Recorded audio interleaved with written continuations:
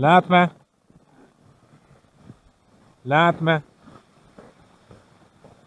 Lentement.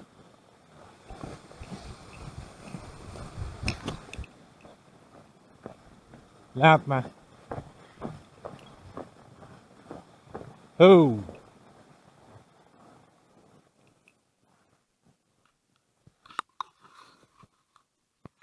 Salut! Capsule numéro 6, les ralentissements. Dans l'exercice que je vais vous présenter, on va utiliser notre pad et notre frein pour ralentir l'équipe. Puis on va essayer de mettre ça en conjonction avec une commande de votre choix, là, un mot que vous voulez. Moi, personnellement, j'utilise lentement. Ce que je fais, c'est que j'utilise mon frein ou mon pad, tout dépendamment là, de la dynamique de l'équipe cette journée-là, pour briser le momentum des chiens.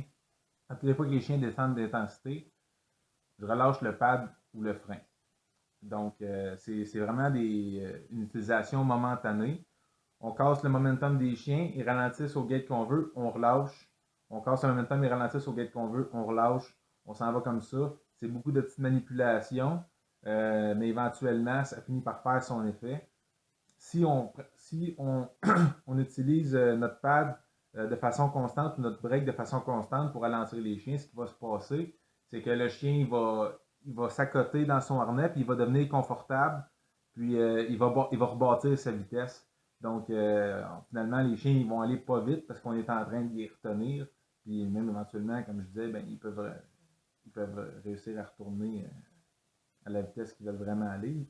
Le but de l'exercice, c'est vraiment d'amener les chiens euh, à diminuer l'intensité qu'ils mettent au travail pour qu'on soit capable d'aller plus lentement, justement. Donc, c'est ce qui arrive en défaisant cette zone de confort-là. Le chien est à côté, puis on donne un petit coup de break. Donc, le chien, il le ressent dans ses épaules, puis là, ben, ça brise ce confort-là qu'il peut bâtir pour s'accoter puis tirer plus fort. Donc, l'exercice peut être simulé là, autant en traîneau que même en backdrang ou en ski ring, peu importe. Tout ce qui a des freins, ça marche très bien. Puis sinon, si vous faites des sports tractés à la taille, vous pouvez avec votre main tirer sur la corde qui va au chien, donner des petits à-coups juste pour casser là, le, le gate du chien. Donc encore là, c'est un exercice qui nécessite de bien observer son équipe. Ce qu'on recherche, c'est le changement d'intensité dans le chien.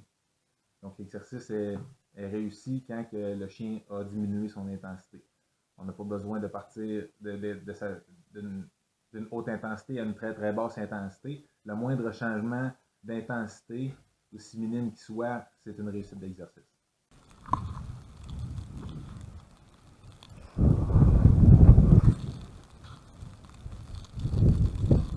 Lentement. Lentement. Lentement. Lentement. Lentement. Lentement. Lentement. Lentement.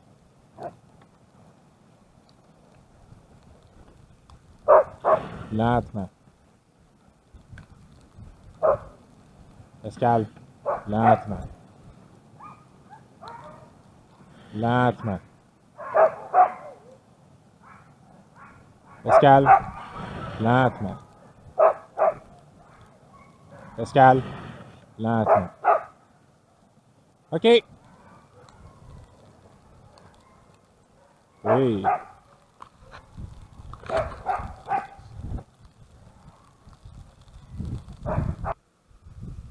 Lentement. Lentement.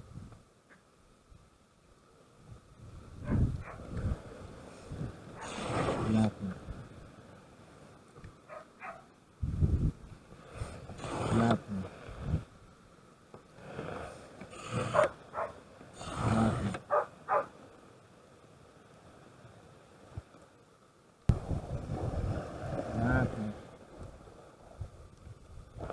Lentement. Lentement. Lentement.